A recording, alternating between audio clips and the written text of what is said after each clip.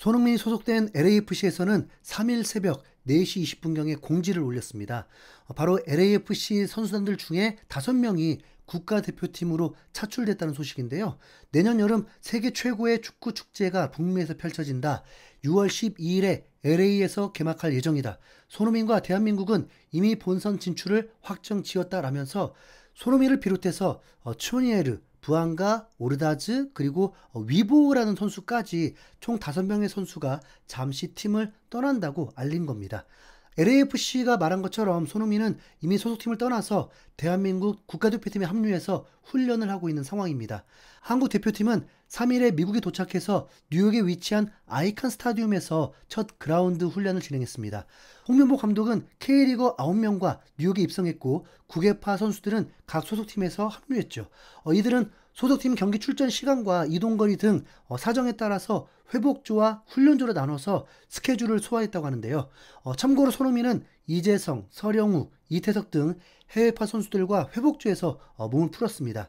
그리고 오는 7일 오전 6시에 뉴저지주 해리슨의 스포츠 일러스트레이티드 스타디움에서 미국과의 평가전을 치르고 10일 오전 10시에는 테네시주 내슈빌의 지오디스 파크에서 멕시코와 맞붙는 일정이죠.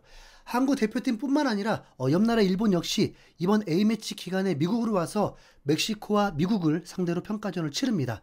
다만 순서가 한국과는 정반대입니다. 일본 대표팀은 7일 오전 11시에 멕시코와 캘리포니아주 오클랜드에서 평가전 이후에 10일 오전 8시에는 오하이오 콜럼버스에서 미국 대표팀과도 경기를 할 예정이죠.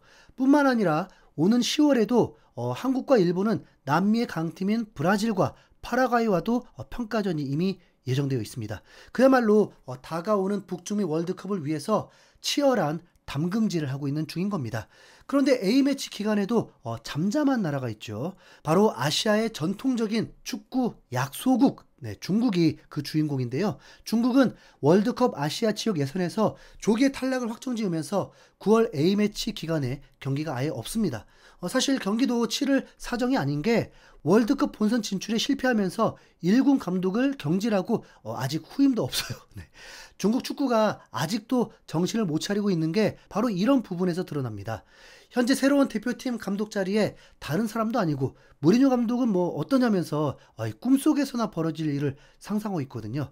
중국의 소우닷컴에서는 지난 1일에 중국 축구협회는 몇 달 동안 대표팀 감독을 물색해왔지만 아무런 진전이 없었다. 적합한 감독을 찾지 못했기 때문이다. 세계적 감독 무리뉴가 슈페르리그에서 경질되면서 중국 축구협회는 영입을 고려해 볼 수 있다. 그러면 무리뉴는 다음 월드컵에서 중국 대표팀을 이끌 수 있을 것이다. 무리뉴 감독의 전술이 지나치게 보수적이라고 말하는 사람도 있고 라커룸 관리가 너무 경직돼 있으며 전술 시스템이 슈퍼스타에 지나치게 의존한다고 말하는 사람도 있다. 하지만 포르투를 챔피언스리그 우승으로 이끌고 인터밀란에서 트래블을 달성했으며 첼시와 레알 마드리드에서 자신의 흔적을 남긴 사람이다라면서 현재 커리어의 침체기에 빠진 무리뉴를 데려올 수 있는 적기라고 주장했습니다. 중국 입장에서는 한국과 일본이 부러웠는지 히딩크와 트루시에 등 이 두 나라를 이끌었던 외국인 명장들도 언급했는데요. 트루시에나 히딩크는 불가능을 가능하게 만들었다. 중국에게 필요한 건 라커룸을 장악하고 선수들을 질책할 수 있으며 축구협회의 관료적 관행을 짓밟는 미친 사람이다. 무리뉴 감독은 부유한 팀들만 지도해왔다. 하지만 돈만 충분하다면 무슨 일이든 일어날 수 있다. 자금만 있다면 무엇이든 가능하고 불가능한 것도 가능해진다라면서 무리뉴에게 돈만 두둑히 안겨준다면 중국 대표팀 감독직으로 부를 수 있다고 했죠. 아무리 그래도 무리뉴가 중국을 갈 확률은 0.1%도 안 되지 않을까요? 참고로 무리뉴가 페네르바체에서 잘리면서 지금까지 위약금으로 받은 돈만 총 1764억 원에 달한다는 기사도 있습니다. 그런데 중국이 얼마를 줄 생각이길래 이런 기사가 나오는지 참 황당하네요. 월드컵 진출도 못하고 감독도 없는 상황에 중국 대표팀은 그래도 축구를 하고 싶은지 겨우겨우 평가전 일정을 잡긴 했는데 9월도 아니고 10월도 아닌 11월에 김상식 감독이 이끄는 베트남과 겨우 평가전을 잡았다는 소식입니다. 그런데 중국 팬들은 이것도 불만이라면서 여전히 자신들의 처지를 파악하지 못하고 자국 대표팀을 향한 원망을 하고 있습니다. 중국 매체들에 따르면 중국 축구 팬들은 대표팀의 평가전 일정을 비판하면서 중국은 태국, 말레이시아나 중동 팀들과 평가전을 성사시켰어야 했다. 베트남은 과거 2022 카타르 월드컵 아시아 최종 예선에 올라 중국을 이겼던 그 팀이 아니다. 쓸모없는 평가전을 합의했다라면서 베트남과 경기를 하는 걸 못마땅했죠. 그런데 중국이 뭘 어떡합니까? 월드컵 본선에 나가는 국가들이 연습을 하려면 최소 비슷한 급이라도 되어야 평가전을 하는데, 냉정하게 현재 중국의 위치가 베트남과 비슷한 수준이니까 그럴 수밖에 없잖아요.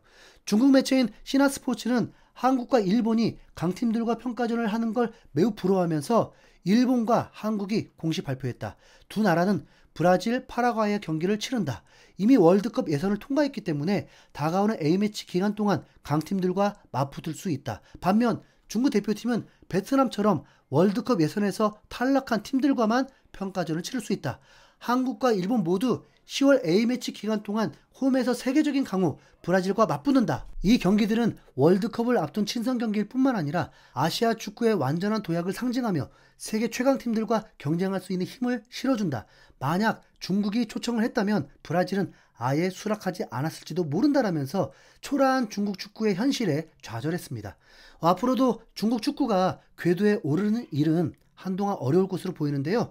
결국 중국 축구가 강해지려면 유소년 팀과 자국 리그가 강해져야 하거든요. 그런데 중국 U18 대표팀은 지난 8월 말에 조그만 규모로 열린 대회에서조차 한국 고등학교 팀에 밀려서 준우승밖에 못했고, 현재 중국 슈퍼리그는 완전 망해가고 있습니다. 어느 정도냐면 17년 동안 중국 대표팀에서 골키퍼를 맡았던 왕다레이의 월급이 3개월이나 밀렸다는 소식이 나왔습니다. 중국 슈퍼리그는 최근 평균 관중수가 전체 좌석의 30%도 되지 않는 수준으로 다수의 경기장이 텅텅 비어있다고 하는데요. 게다가 리그를 후원하던 스폰서들도 이탈하면서 엄청난 재정난에 시달리고 있다고 하죠. 그 결과 총 1억 위안에 달하는 월급이 체불돼서 돈을 받지 못하는 선수들이 늘었고, 심지어는 중국 대표팀 골키퍼인 왕다레이도 3개월이나 월급이 밀리는 사태가 나온 겁니다. 이 선수도 참다 못해서 공개적으로 리그를 비판해서 심각성을 모두가 알게 됐습니다. 그리고 중국 선수들도 중국 심판들을 못 믿어서 외국 심판을 원하는 경우도 많다고 하네요. 전해드리면서도 정말 어이가 없는데 중국 슈퍼리그의 우승을 앞두고 각 팀들이 외국인 주심을 원하는 목소리가 높아졌답니다. 중국 매체인 베이징 청년보에서는 그 일정이 막바지에 접어든 가운데 우승 강등권 팀 간 승점차가 크지 않은 상황에서 치열한 경쟁이 펼쳐지고 있다. 심판의 실수나 오심은 이런 구도에 큰 영향을 끼칠 수 있다. 최근 수년 동안 일어나고 있는 리그에서의 오심으로 인해 팬들의 신뢰는 감소하고 있고, 결과적으로 외국인 주심 활용에 대한 목소리가 높다라면서 중국 리그가 완전히 신뢰를 잃었다고 했습니다. 뿐만 아니라 지난 8월 말에는 중국 축구협회가 일방적으로 리그 일정까지 조정하면서 큰 비난을 받기도 했는데요. 중국에서 치러지는 아시안컵 예선을 위해서 중국 리그의 일정을 무리하게 바꿨습니다. 그런데 그 예선 상대가 누구냐면 동티모르, 북마리아나 제도와 같이 전혀 축구 강국이 아닌 나라들이었죠. 도대체 중국 축구가 어디까지 떨어지려는지, 아시아에서 피파 랭킹이 가장 낮은 팀을 상대로 이렇게 자신 없어 할 정도라면 꺾여도 너무 확 꺾인 게 아닌가 싶은데요. 네. 망해도 적당히 망해야 놀리는 맛이 있는데 지금보다는 좀 조금만 더 힘내길 바라겠습니다. 이상 힘수연고래였습니다. 감사합니다.